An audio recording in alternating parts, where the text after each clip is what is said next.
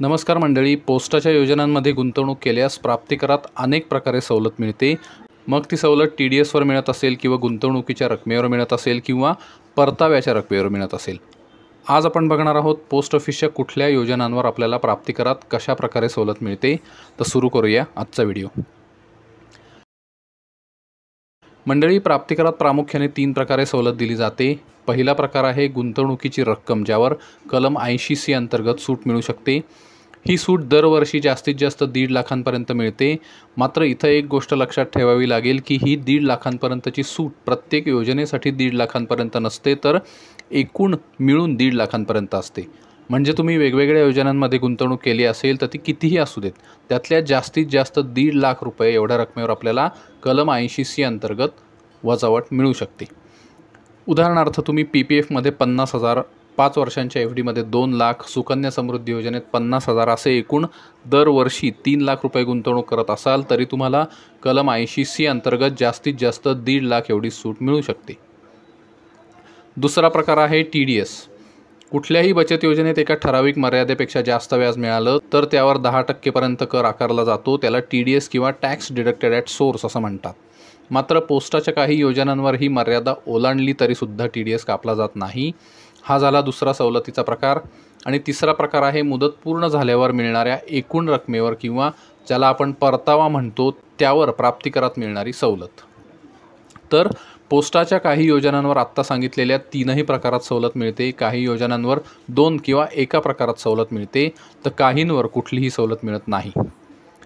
Post ऑफिसच्या एकूण 10 बचत योजना आहेत आणि आज आपण त्या योजनांवर कशा प्रकारे प्राप्तिकरात सवलत मिळते ते बघणार आहोत। पहिली योजना आहे पोस्ट ऑफिस बचत खातं। हे खातं इतर सामान्य बचत खात्यांसारखंच असतं। याचा सध्याचा व्याजदर 4% आहे। बचत खात्यावर मिळणाऱ्या व्याजावर कुठल्याही प्रकारे TDS कापला जात नाही। मात्र हे खातं 80C अंतर्गत सवलतीसाठी सुद्धा पात्र ठरत नाही। म्हणजे या खात्यावर आपण जेवढी रक्कम भरू ती रक्कम 80C अंतर्गत मिळणाऱ्या सवलतीसाठी पात्र ठरत नाही। मात्र या बचत खात्यावर मिळालेलं वार्षिक व्याज जर 10,000 रुपये किंवा त्यापेक्षा कमी असेल तर त्यावर प्राप्तिकरात सवलत मिळते।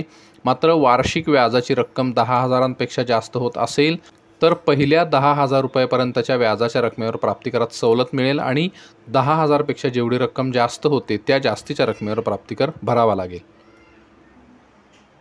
यात एक गोष्ट लक्षात ठेवावी लागेल की आपली एकापेक्षा जास्त बचत खाती असतील तर त्या सर्व बचत खात्यांमध्ये मिळून एकूण जे व्याज होईल ते जर 10,000पेक्षा जास्त होत असेल तर त्याच्यावर आपल्याला प्राप्तिकर भरावा लागतो। नंबर 2, पोस्ट ऑफिस आवर्तक ठेव। ही योजना 5 वर्षांची आहे। या योजनेत आपल्याला दर महिन्याला एक ठराविक रक्कम खात्यावर भरावी लागते आणि त्यावर आपल्याला व्याज मिळतं। या योजनेत मिळणाऱ्या व्याजावर TDS कापला जात नाही। तसंच आवर्तक ठेव खात्यात केलेल्या गुंतवणुकीच्या रकमेवर 80C अंतर्गत कुठल्याही प्रकारची सवलतसुद्धा प्राप्तिकरात मिळत नाही। आणि या योजनेत मिळणारं व्याजसुद्धा पूर्णपणे करपात्र आहे। म्हणजे या योजनेत जे व्याज मिळतं त्यावर आपल्याला प्राप्तिकर भरावा लागतो। तिसरी योजना आहे पोस्ट ऑफिस मुदत ठेव। या योजनेत मुदतीचे 4 पर्याय उपलब्ध आहेत: 1 वर्ष, 2 वर्ष, 3 वर्ष आणि 5 वर्ष। त्यामधील 1 ते 3 वर्षांच्या मुदतीसाठी गुंतवणूक केल्यास 80C अंतर्गत गुंतवणुकीच्या रकमेवर प्राप्तिकरात सवलत मिळत नाही। मात्र 5 वर्षांच्या मुदतीसाठी गुंतवणूक केल्यास 80C अंतर्गत गुंतवणुकीच्या रकमेवर प्राप्तिकरात जास्तीत जास्त 1.5 लाखांपर्यंत सूट मिळते। म्हणजे तुम्ही 5 लाखांची ठेव ठेवली तरी प्राप्तिकरात सूट 1.5 लाख रुपयापर्यंतच मिळते। या योजनेत मिळणाऱ्या व्याजावर TDS कापला जात नाही। मात्र या योजनेत मिळणारं व्याज पूर्णपणे करपात्र आहे। चौथी योजना आहे मासिक उत्पन्न योजना। ही पोस्ट ऑफिसची एक अतिशय प्रसिद्ध योजना आहे, ज्यामध्ये एकदा पैसे गुंतवल्यानंतर दर महिन्याला त्याचं व्याज मिळतं। या योजनेत मिळणाऱ्या व्याजावर TDS कापला जात नाही। मात्र योजनेत केलेल्या गुंतवणुकीच्या रकमेवर 80C अंतर्गत कुठल्याही प्रकारे प्राप्तिकरात सवलतसुद्धा मिळत नाही आणि या योजनेत मिळणारं व्याजसुद्धा संपूर्णपणे करपात्र आहे।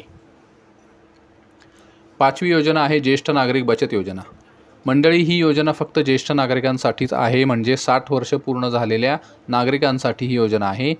काही खास बाबतीत वयाची अट थोडीशी शिथिल केलेली आहे, पण या योजनेत फक्त निवृत्ती घेतलेल्या किंवा निवृत्त झालेल्या व्यक्तीचं गुंतवणूक करू शकतात।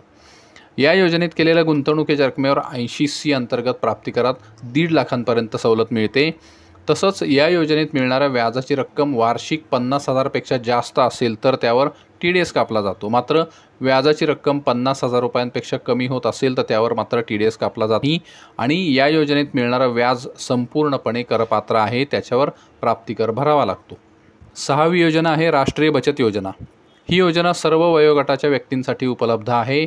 या योजनेत गुंतवणुकीच्या रकमेवर कलम 80C अंतर्गत 1.5 लाखांपर्यंत प्राप्तिकरात सवलत मिळते। या योजनेत मिळणाऱ्या व्याजावर TDS कापला जात नाही। मात्र इथे खूप महत्त्वाची गोष्ट लक्षात ठेवावी लागेल, या योजनेत मिळणारं व्याज आपल्याला योजनेची मुदत पूर्ण झाल्यावर मिळतं। त्यामुळे पहिल्या 4 वर्षांचं व्याज हे पुन्हा योजनेत गुंतवलं जातं, त्यामुळं त्या व्याजावर आपल्याला 80C अंतर्गत प्राप्तिकरात सूट मिळू शकते। मात्र तुम्ही 80C अंतर्गत मिळणारी सवलतीची 1.5 लाखाची मर्यादा आधीच वापरली असेल तर मात्र तुम्हाला या योजनेत मिळणाऱ्या व्याजावर प्राप्तिकर भरावा लागेल। 7वी योजना आहे किसान विकास पत्र। ही पोस्ट ऑफिसची पैसे दुप्पट करणारी योजना म्हणून प्रसिद्ध आहे। या योजनेत मिळणाऱ्या व्याजावर TDS कापला जात नाही, मात्र व्याजाच्या रकमेवर प्राप्तिकर भरावा लागतो। तसंच योजनेतील गुंतवणुकीची रक्कमसुद्धा कलम 80C अंतर्गत सवलतीसाठी पात्र ठरत नाही। 8वी योजना आहे पब्लिक प्रॉव्हिडंट फंड।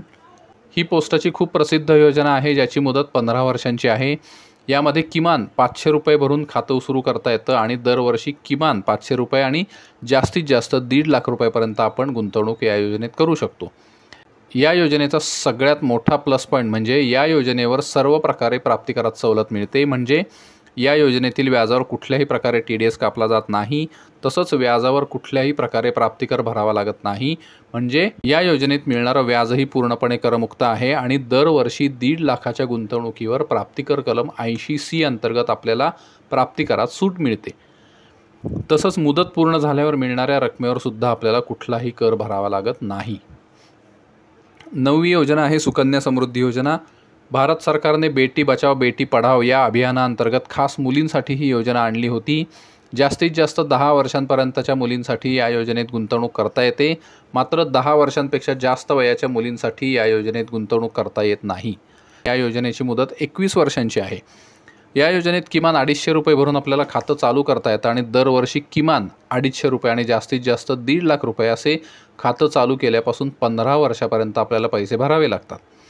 या योजनेत सुद्धा सर्व प्रकारे प्राप्तिकरात सवलत मिळते। म्हणजे या योजनेतील व्याजावर कुठल्याही प्रकारे TDS कापला जात नाही, तसंच व्याजावर कुठल्याही प्रकारे प्राप्तिकर भरावा लागत नाही आणि दरवर्षी 1.5 लाखांपर्यंतच्या गुंतवणुकीवर कलम 80C अंतर्गत आपल्याला प्राप्तिकरात सूट मिळते। तसंच मुदत पूर्ण झाल्यावर मिळणाऱ्या रकमेवर सुद्धा आपल्याला कुठलाही कर भरावा लागत नाही।